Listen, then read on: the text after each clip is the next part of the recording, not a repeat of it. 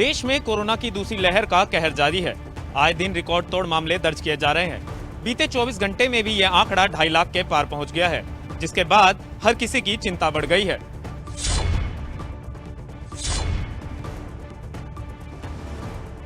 Corona की दूसरी लहर कितनी खतरनाक है, इस बात से आप वाकिफ हो चुके हैं। दुनिया भर में कोरोना वायरस का कहर जारी है। हर दिन लाखों की तादाद में कोरोना के आंकड़े सामने आ रहे हैं। वहीं बात करें भारत की, तो पिछले 24 घंटों में देश में 2,61,000 से ज्यादा कोरोना के मामले सामने आ चुके हैं। मौत के आंकड़े ने भी डरा दिया है। देश में कोरोना के इस महाविस्फोट ने हर किसी के मन में खौफ पैदा कर दिया है। पहली बार देश में कोरोना के इतने मामले एक साथ सामने आए। देश में दूसरी लहर के कहर का कारण लोगों की लापरवाही भी माना जा रहा है। अगर वक्त रहते लोग कोरोना के प्रति जागरूक नहीं हुए तो इसका अंजाम बहुत खतरनाक हो सकता है। इस बात का अंदाजा हर रोज बढ़ रहे कोरोना के इन आंकड़ों से लगाया जा सकता है। चलिए अब आपको एक बार फिर से देश में कोरोना के ताजा हालातों के बारे में बता देते हैं कि आखिर देश में कोरोना को लेकर क्या स्थिति है। 24 घंटे में 2,61,000 से ज्यादा कोरोना के मामले सामने आए। 24 घंटे में 1,501 लोगों की मौत हो चुकी है। कुल कोरोना का आंकड़ा 1,47,00,000 के पार जा चुका है। अब तक 1,28,00,000 से ज्यादा मरीज ठीक हो चुके हैं। देश में एक्टिव केस की संख्या 18 लाख के पार है। देश में लगातार बढ़ रहे कोरोना के केस संकेत दे रहे हैं कि कोरोना लोगों की लापरवाही के चलते बेकाबू हो गया है।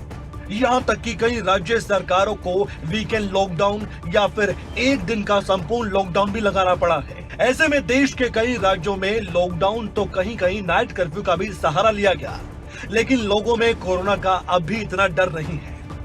अभी भी लोग कोरोना के प्रति लापरवाही बरत रहे हैं। लोगों को कोरोना को काबू में लाने के लिए सतर्कता बरतनी ही होगी। आम लोगों के सहयोग के बिना कुछ भी नहीं हो सकता। अगर पिछले कुछ दिनों में कोरोना के बढ़ते आंकड़ों पर नजर डालें, 14 अप्रैल को 1,84,372 कोरोना के केस दर्ज किए गए। 15 अप्रैल को 2 लाख से ज्यादा यानी कि कुल आंकड़ा 2,07,39 का था। 16 अप्रैल को 2,17,353 लोगों में कोरोना की पुष्टि हुई।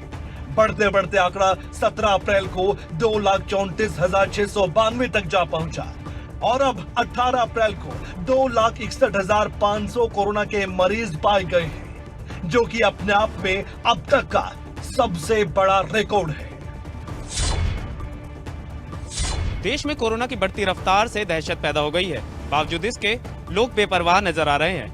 ऐसे में कोरोना की बढ़ते आंकड़ों पर अगर लगाम नहीं लगाई गई तो आने वाले समय में बेलगाम कोरोना और भी घातक सिद्ध हो सकता है। ऐसे में लोगों से उम्मीद की जा रही है कि वे सतर्कता बरतें और कोरोना के प्रति सावधान रहें। कोरोना की दूसरी लहर का कहर तो आप देख ही रहे हैं। अब हरियाणा में कोरोना का ट्रिपल अटैक हुआ है, जो ये बयां कर रहा है कि हमारी लापरवाही ने ही कोरोना को दावत दी है। कोरोना की दूसरी लहर का ट्रिपल अटैक हुआ है। पिछले एक हफ्ते में कोरोना के रोज मामले सामने आने के बाद अब 3 गुना ज्यादा टेंशन बढ़ गई है। हालांकि राज्य सरकार लगातार यही कह रही है कि प्रदेश में ना ही लॉकडाउन लगाया जाएगा और ना ही प्रदेश में वीकेंड कर्फ्यू का ऐलान होगा। ऐसे में सवाल ये भी है कि आखिर कोरोना की बुलेट रफ्तार को रोका कैसे जाए। अब हरियाणा के आंकड़ों पर नजर डालें तो ये बताते हैं कि अब कोरोना हरियाणा में बेकाबू हो गया है। हरियाणा में पिछले 24 घंटों में सारे रिकॉर्ड तोड़ चुके हैं। 7,717 नए मामले सामने आए। पिछले 24 घंटों में 32 लोगों ने अपनी जान गंवा दी। रिकवरी रेट भी गिरकर 88.01% तक जा पहुंचा। एक्टिव केस की संख्या बढ़कर 38,558 हो गई। अब तक 3,386 मरीजों की मौत हो चुकी है। मेट्रो सिटीज में हालात सबसे ज्यादा खराब है। गुरुग्राम और फरीदाबाद कोरोना के हॉटस्पॉट बन गए हैं। गुरुग्राम में प्रदेश के सबसे ज्यादा मामले सामने आए। 24 घंटों में 2,549 लोगों को कोरोना हो चुका है और वहीं फरीदाबाद में 987 लोग कोरोना से पीड़ित हो गए। हरियाणा के किन जिलों में 300 का आंकड़ा पार है, इस पर भी नजर डालिए। ऐसे 4 जिले हैं जहां पर कोरोना का आंकड़ा 300 के पार है। सोनीपत से 646 मामले सामने आए। करनाल से 477 कोरोना के केस पाए गए और पंचकुला में 349 कोरोना के नए मामले दर्ज किए गए। अब जानते हैं कि किन जिलों में हालात सबसे ज्यादा खराब दिखाई दे रहे हैं। जींद में 271 नए मामले सामने आए। अंबाला में 269 मामले दर्ज किए गए। पानीपत में पिछले 24 घंटों में कोरोना के 250 मामले सामने आए और वहीं सिरसा से 231 नए केस दर्ज किए गए। पिछले 24 घंटों में यमुनानगर में 225 नए कोरोना के मामले सामने आए। फतेहाबाद में 224 लोग कोरोना से संक्रमित पाए गए और 24 घंटों में कुरुक्षेत्र में 201 लोगों को कोरोना हो चुका है। लोग कोरोना के नियमों का लगातार उल्लंघन भी कर रहे हैं और उसका खामियाजा कोरोना की ट्रिपल रफ्तार में साफ तौर पर दिखाई दे रहा है। बताया तो यहां तक जा रहा है कि कोरोना की रफ्तार नए स्ट्रेन के कारण और भी ज्यादा बढ़ गई। नया स्ट्रेन सीधा आपके फेफड़ों पर असर कर सकता है, जिससे कि किसी के भी फेफड़े सिर्फ 2 दिन में पूरी तरह डैमेज भी हो सकते हैं। हरियाणा में अब तक कोरोना के नए स्ट्रेन के कुल 6 मामले सामने आए। स्ट्रेन का असर बच्चों में भी तेजी से फैलता है, इसलिए अब जरूरत है कि अभी से संभलना होगा।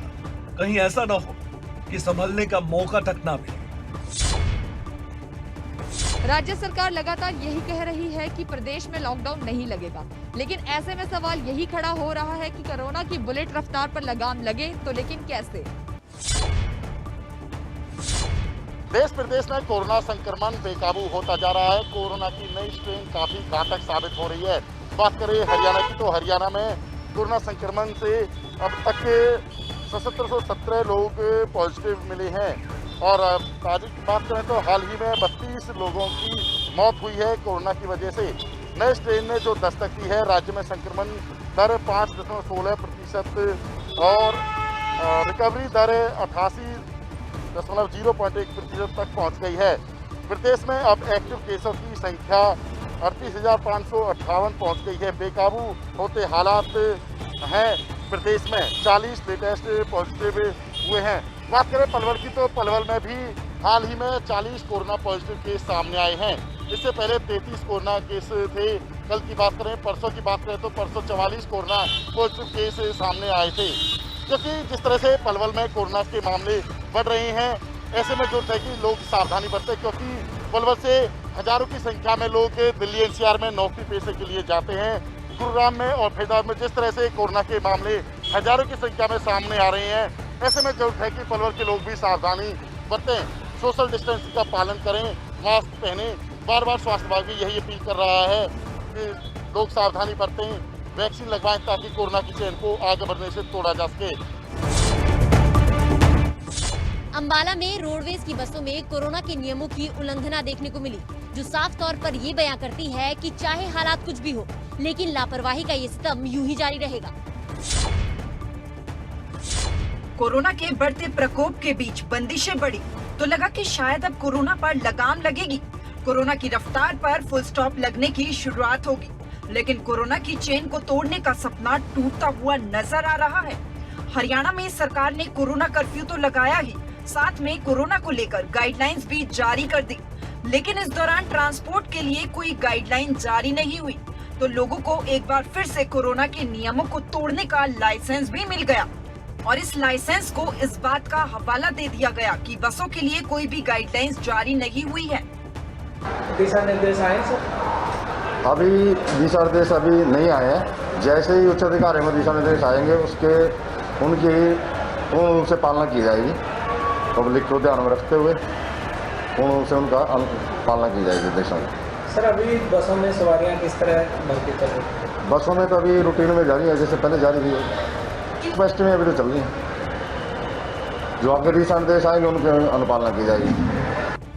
माना कि अभी तक बसों में सफर करने वाले यात्रियों के लिए कोई गाइडलाइंस जारी नहीं की गई है, लेकिन कोरोना के नए स्ट्रेन के खतरे के बीच नियमों को ताक पर रखते हुए सफर करना क्या सही है?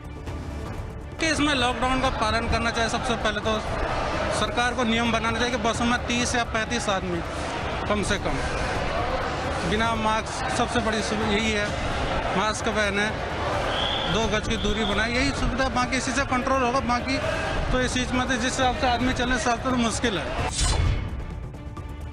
कोरोना के नए स्ट्रेन के दौरान सामने आई ये तस्वीरें चिंता बढ़ा देने वाली है।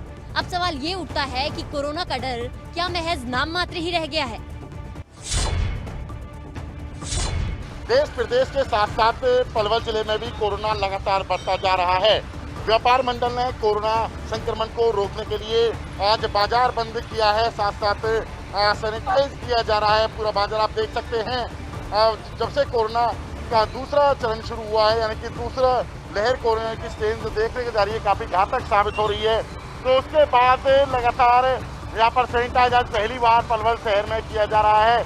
व्यापार मंडल ने यहाँ पर आज बंद का जो आह्वान किया था, बंद रखा है पलवल शहर को। हमारे साथ यहाँ पर व्यापार मंडल के प्रधान हैं, जानेंगे बलराम गुप्ता जी से किस तरह सैनिटाइज किया जा रहा है, किस तरह से अनुरोध किया था आपने व्यापारियों से आज बंद करने के लिए? देखिए, पिछली बार जब ये कोरोना हमारे देश में आया था तो बहुत से लोगों को इसके बारे में जानकारी भी नहीं थी, लेकिन पूरे साल ने हमें सिखाया है कि कोरोना कितना खतरनाक है। अब कोरोना की जैसे ही दूसरी लहर जो शुरू हुई है तो डॉक्टरों के अनुसार, और हमने देखा भी है, यह लहर पिछली लहर से बहुत ज़्यादा खतरनाक है। हमारा जो संगठन है उस संगठन का कार्य सिर्फ व्यापारियों की सुरक्षा, व्यापारियों की आवाज़ और व्यापारियों की मदद करना है। व्यापारियों की सुरक्षा में यह कदम हमारा जो आज हमने पूरे बाज़ार को सैनिटाइज कराया है। लोगों से अपील की है कि एक सप्ताह में संडे के दिन लोग अपने बाज़ार को बंद रखें, अपनी फैमिली के साथ रहें, क्योंकि अगर व्यापारी सुरक्षित नहीं होगा तो जो आने वाले ग्राहक हैं उनसे कोरोना व्यापारियों को भी हो सकता है और व्यापारियों से ग्राहकों को भी हो सकता है। तो हमने आज अपील की है और मुझे खुशी है कि मेरे व्यापारी भाइयों ने आज हमारी अपील को माना है और बहुत बड़ी संख्या में आज बाज़ार को बंद रखा है। और उस बाजार को बंद रखने और भी लोग हैं, उनसे जानेंगे कितना असर देखते हो इसका, सैनिटाइज किया जा रहा है, कितना असर पड़ेगा इसका व्यापारी में बहुत असर पड़ेगा और व्यापारी को बहुत फायदा होगा। इसके अलावा व्यापारी भी मांग कर रहे थे सरकार से कि बाजार को सैनिटाइज करवाया जाए। मैं इसके लिए अपने स्थानीय विधायक दीपक मंगला का भी और जिला प्रशासन का धन्यवाद करता हूँ, जिन्होंने हमारी अपील पे पलवल के बाजार को सैनिटाइज करवाया है। और क्या अपील करते हो ग्राहकों से, किस तरह से मार्केट में आए, सोशल डिस्टेंस का पालन करें या फिर मास्क पहने, आप किस तरह से फॉलो किए जाएंगे व्यापार मंडल की तरफ से जो कोविड-19 के नियम है?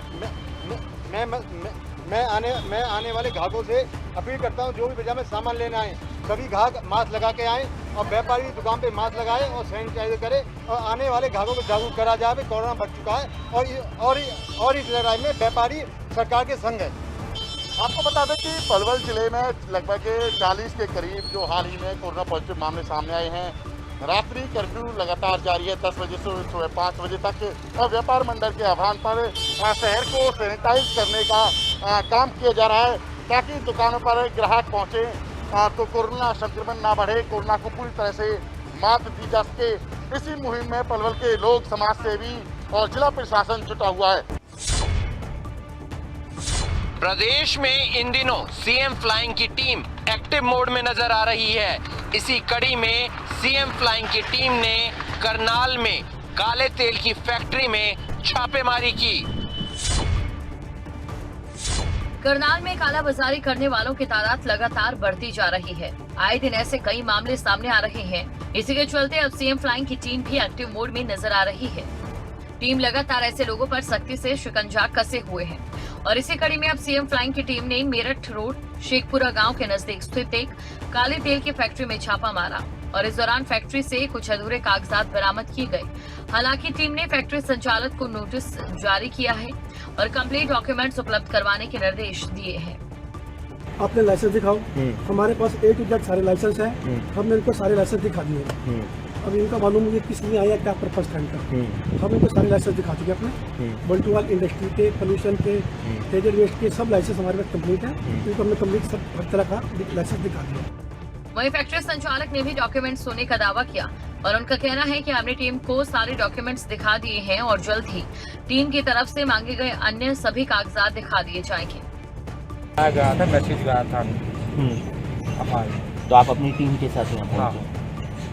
बाकी कार्रवाई सीएम कराएंगे, जो कार्रवाई वो करेंगे उसके बाद। तो यहाँ किस काले तेल की ये फैक्ट्री? काले तेल की फैक्ट्री, मोबाइल बनता है उसके डॉक्यूमेंट के अंदर जाँच होगी। तो उनका प्रोसेस जारी है। प्रोसेस पूरा होने के बाद ही पता चलेगा कि क्या मामला है। जहां एक और कालाबाजारी करने वाले लोगों की तादाद लगातार बढ़ रही है, वहीं दूसरी तरफ सीएम फ्लाइंग की टीम भी ऐसे लोगों की धरपकड़ करने में जुटी हुई है। फरीदाबाद में दबंगों की दरिंदगी का मामला सामने आया है, जहां कुछ दबंगों ने 2 युवकों की बेरहमी से पिटाई कर दी। फरीदाबाद में दबंगों की दरिंदगी सामने आई है। दबंगों की दबंगाई और दरिंदगी की इंतहा बयां करती तस्वीरें देख आपकी रूह कांप उठेगी। तस्वीरें देखकर आप ये अंदाजा लगा सकते हैं कि इन युवकों को कितनी बेरहमी से पीटा गया। दरअसल एसी रिपेयर का काम करने वाले इन दोनों युवकों को राजीव कॉलोनी के रहने वाले युवक ने रिपेयरिंग के बहाने बुलाया और अपने साथियों के साथ मिलकर दोनों युवकों को रात भर बंदी बनाकर रखा। हैवानियत की इंतहा यही पूरी नहीं हुई। पीड़ित युवक के मुताबिक आरोपियों ने पेट्रोल डालकर उसे जलाने की कोशिश भी की। मैं 6:30 बजे बुला लिया था। अच्छा। और उन्हें हमें 3-4 घंटा मारा, मेरे मुंह में रुपया भर दिया और वो मुंह दबा के मार रहे खूब लटकों से। मुंह में रुई भर दी थी? हाँ। और आपको बांध के मारा? बांध के मारा, गर्दन दबा ली थी। ऐसा कह रहे थे अपने मामा को चोर बता। चोर बता? हाँ। अच्छा। मैं कह रहा था जब मामा चोर ना आते मैं चोर क्यों बताऊँ? कह रहे कहते तुझे बचा लेंगे, ऐसा कह रहे थे। तो फिर उन्होंने हमें खूब मारा, मामा को अलग रूम में मारा, मुझे अलग रूम में मारा। फिर ये हमारी आंटी ही एक रूम में, उनसे बताया आंटी ऐसा ऐसा बात थी। फिर ये हमारे मकानदार आए, इनसे बताई, फिर केस हम केस करना चाहते हैं। आप करना चाहते हैं क्या कार्रवाई? जी। पुलिस के पास गए थे आप? जी। क्या कहा पुलिस ने? पुलिस ने कहा मेडिकल करवा लो।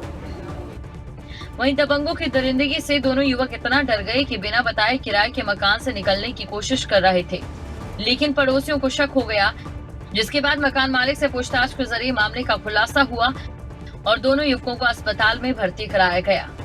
ये मेरे किराएदार हैं, इन्होंने 3:30-4 बजे मेरे को फोन करके बोला जी हमारा एक्सीडेंट हो गया आज। क्योंकि फिर मैं इनको आया इनके रूम पर, इनकी हालत देखी तो मैंने इनको देख के बोला मैंने कि बाइक कहाँ ठीक ठाक है नहीं है। इन्होंने मुझे सच नहीं बताया। एक पड़ोसन लेडीज रहती हैं, उन्होंने बताया भैया इनको किसी ने मारा है। फिर मारा तो ये रोने लग गए। फिर मैंने इनको देखा तो फिर इनकी हालत ज़्यादा ख़राब थी, डंडों से मारा। कल के ये गए हुए हैं, शाम के बुलाए हैं फ़ोन करके उन्होंने। फिलहाल पुलिस मामले की जांच कर रही है। अब देखना होगा कि दबंगों के खिलाफ पुलिस क्या कार्रवाई अमल में लाती है। गुरुग्राम ड्रग विभाग ने बड़ी कार्रवाई की है। विभाग ने कार्रवाई करते हुए कोरोना के इंजेक्शन रेमडेसिविर की कालाबाजारी करने वाले गिरोह का पर्दाफाश किया है। वहीं दूसरी ओर नूह में भी लॉकडाउन के डर से दुकानदारों ने सामान की कालाबाजारी करना शुरू कर दिया है। देश भर के कई राज्यों में कोरोना की दूसरी लहर का कहर जारी है। हरियाणा में अगर सबसे ज्यादा कोई जिला कोरोना से प्रभावित हुआ है तो वो है साइबर सिटी गुरुग्राम। इस साइबर सिटी में हालात बद से बदतर होते जा रहे हैं, लेकिन कुछ लोग इस महामारी के समय में भी कालाबाजारी कर अपनी जेब भरने में लगे हुए हैं। ऐसा ही एक नया मामला सामने आया है, जहां कोरोना के इलाज में इस्तेमाल होने वाले रेमडेसिविर इंजेक्शन की धड़ल्ले से कालाबाजारी हो रही थी। इसी कड़ी में गुरुग्राम ड्रग विभाग को सूचना मिली थी, जिसके बाद विभाग ने अपनी टीम गठित की और कालाबाजारी करने वाले गिरोह का पर्दाफाश किया गया। इस मामले में 3 लोगों को रंगे हाथों पकड़ा गया है। इसमें हमें ये देख के बड़ा सरप्राइज है कि ये जो वायल है ये गवर्नमेंट सप्लाई की है। इसके लेबल के ऊपर ऑलरेडी लिखा हुआ है, जो कि एक जांच का विषय है कि गवर्नमेंट सप्लाई का माल बाहर कैसे आया। यही कारण है कि ब्लैक हो रहा है, क्योंकि ये हॉस्पिटल के अंदर माल गया है, हॉस्पिटल से कैसे निकला और कैसे बिका ये एक जांच का विषय है। इसलिए इन 3 जनों को हमने पकड़ के अभी हम पुलिस को लिए हिरासत में दे देंगे, जो आगे की जांच करेगी कि ये गवर्नमेंट सप्लाई का माल बाहर कैसे आया। वहीं नूह में भी एक ऐसा ही मामला सामने आया, जहां लॉकडाउन लगने के डर से दुकानदारों ने सामान के दाम दोगुने कर दिए। बड़े व्यापारियों ने सामान की जमाखोरी करना शुरू कर दिया, जिसके कारण अभी से बाजार में उचित मूल्यों पर मिलने वाले सामान की दर 2 गुने और यहां तक कि 3 गुने रेटों पर भी मिलने लगी है। छोटे दुकानदारों का आरोप है कि बड़े व्यापारी भारी कमाई करने के चक्कर में माल को गोदाम में भर कर रख रहे हैं। अब इन छोटे दुकानदारों ने प्रशासन से मांग की है कि इन दुकानदारों के खिलाफ कड़ी कार्रवाई की जाए। देश में कोरोना के लगातार बढ़ते मामलों के बाद जहां एक तरफ लोग परेशान नजर आ रहे हैं, तो वहीं दूसरी ओर कुछ लोग कालाबाजारी कर अपनी जेबें भरने का काम कर रहे हैं। गुरुग्राम में शीतला कॉलोनी की झुग्गियों में भयंकर आग लग गई, जिसमें लाखों का सामान जलकर राख हो गया। ये तस्वीरें गुरुग्राम की है, जहां झुग्गियों में भयंकर आग लग गई और पूरे इलाके में कोहराम मच गया। आग का ये मंजर आप अपने टीवी स्क्रीन पर देख सकते हैं।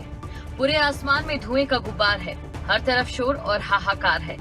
दिल को दहला देने वाला ये मंजर शीतला कॉलोनी का है, जहां गैस सिलेंडर फटने से झुग्गियों में आग लग गई और लाखों का सामान जलकर स्वाहा हो गया। देखते ही देखते आग ने और भयंकर रूप धारण कर लिया। वहां मौजूद लोग आग बुझाने की कोशिश में जूझते रहे, लेकिन तेज हवा से आग भड़कती चली गई। तस्वीरों में आप देख सकते हैं कि आसमान में उड़ते शोलों का ये खतरनाक मंजर है। वहीं सूचना मिलते ही फायर ब्रिगेड की दर्जन भर गाड़ियां मौके पर पहुंची और कड़ी मशक्कत के बाद आग पर काबू पाया गया। फिलहाल आग पर काबू पा लिया गया है, लेकिन आग इतनी भयंकर थी कि कई लोगों के आशियाने उसमें जलकर राख हो गए। झज्जर शहर के बेरी बाईपास के पास एक दर्दनाक सड़क हादसा हो गया, जिसमें एक व्यक्ति की मौके पर ही मौत हो गई। झज्जर में एक बार फिर तेज रफ्तार का कहर देखने को मिला। तेज रफ्तार ट्रक ने एक व्यक्ति को कुचल दिया। मामला झज्जर शहर के बाईपास का है, जहां एक व्यक्ति रोडवेज की बस से उतरकर सड़क पार कर रहा था। उसी वक्त एक तेज रफ्तार से आ रही ट्रॉली ने व्यक्ति को अपनी चपेट में ले लिया और व्यक्ति ने मौके पर ही दम तोड़ दिया। वहीं मामले की सूचना मिलते ही पुलिस मौके पर पहुंची, जिसके बाद पुलिस ने मृतक के शव को पोस्टमार्टम के लिए भेज दिया और ट्राला चालक और ट्राला को अपने कब्जे में ले लिया। वहीं मामले की जानकारी देते हुए थाना इंचार्ज नरसिंह ने बताया कि मृतक के परिजनों को घटना की सूचना दे दी गई है और ट्रक चालक के खिलाफ मामला दर्ज कर लिया गया है। ये सवारी बस से उतरी थी और रोड क्रॉस कर रही थी, तो दूसरी साइड से एक ट्राला आ गया, जिसकी चपेट में आने से इसकी मौत हो गई। पहचान वगैरह हुई सर? कुछ पहचान इसकी बता रहे हैं, दुकुलदन का है और बाकी परिवार पे आने के बाद गाड़ी चालक और गाड़ी चालक है, गाड़ी खड़ी है और ड्राइवर भी काबू कर दिया है। आए दिन ऐसे सड़क हादसे सामने आ रहे हैं, बावजूद इसके भी लोग ऐसे हादसों से सबक नहीं ले रहे हैं। ऐसे में लोगों को समझने की जरूरत है कि लापरवाही की कीमत आपको अपनी मौत से चुकानी पड़ सकती है। करनाल में हरियाणा यूपी बॉर्डर पर किसानों ने जाम लगा लिया, जिससे लोगों को खासी परेशानियों का सामना करना पड़ा। ये जाम की लंबी कतारों की तस्वीरें करनाल की है, जहां किसानों ने हरियाणा यूपी बॉर्डर पर जाम लगा दिया, जिसकी वजह से लोगों को खासी परेशानियों का सामना करना पड़ा। कई घंटों तक जाम लगा रहा, जिसमें सैकड़ों गाड़ियां फंस गई। यहां तक कि एम्बुलेंस को भी जाने का रास्ता नहीं मिला। दरअसल बहुत से किसान अपनी गेहूं यूपी से करनाल जिले की मंडियों में बेचने के लिए जा रहे थे। उनका रजिस्ट्रेशन भी था, पर मंडी में 2 दिन के लिए सरकार ने गेहूं की खरीद बंद की हुई है, क्योंकि मंडी में उठान का काम चल रहा है, जिसके चलते किसानों को हरियाणा सीमा में प्रवेश नहीं करने दिया गया, जिसके बाद किसानों ने हरियाणा यूपी सीमा पर ही जाम लगा दिया।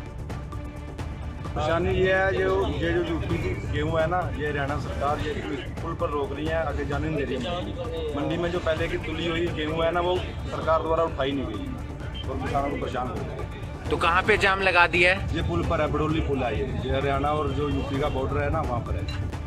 मंडियों में पहले उठान का काम ठीक ढंग से नहीं हुआ, जिसका खामियाजा भुगतना पड़ रहा है। हालांकि प्रशासन किसानों से अपील कर रहा है कि वो मंडी में सोमवार को गेहूं लेकर आए, लेकिन डर मौसम का भी है। अगर बारिश आ गई तो उसका नुकसान भी किसानों को ही भुगतना होगा। बडोली पुल पे जाम लगा है। जब सरकार हमको ये कहती है अब भाई अपनी जिन्नस कहीं भी बेच सके, तो पुल पे क्यों रोकी गई जिन्नस? क्यों जमींदार परेशान करे गई? इसको कहाँ घेरा हम कटवा गए? मकानों में इतनी जगह नहीं है, खेतों में डालना है तो कोई ठेका ले जाए, कैसे पैरा जाओगे हम? किसान बहुत परेशान है। मंडी में 2 दिन तक गेहूं उठान के चलते खरीद नहीं होगी। ऐसे में प्रशासन किसानों से अपील कर रहा है कि वे सोमवार को ही गेहूं लेकर आएं। अगर आपको हमारा ये वीडियो पसंद आया हो तो पेज को लाइक और शेयर करें और इसी तरह की हर वीडियो सबसे पहले पाने के लिए चैनल को सब्सक्राइब करें।